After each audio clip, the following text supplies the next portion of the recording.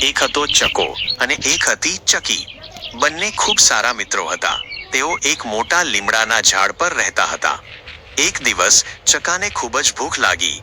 ચકી, મને ખૂબ ભૂખ લાગી છે. ચાલ કંઈક ખાવા શોધીએ, તેણે કહ્યું.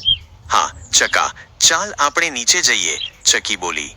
બંને ઉડીને નીચે આવ્યા. તેમણે જોયું તો એક ખેતરમાં સરસ મજાના લાલ મરચાના છોડ ઉગ્યા હતા. ચકાને મરચાં ખૂબ ભાવતા હતા. તે એક મરચું ખાવા ગયો, પણ ચકીએ તેને રોક્યો. ચકા, આ મરચાં તીખા હોય છે. આપણે આ ન ખાઈએ, ચકીએ સમજાવ્યું. પણ ચકાને તો મરચું ખાવું જ હતું. મને કાંઈ નહીં થાય, કહીને તેણે એક મરચું ખાધું.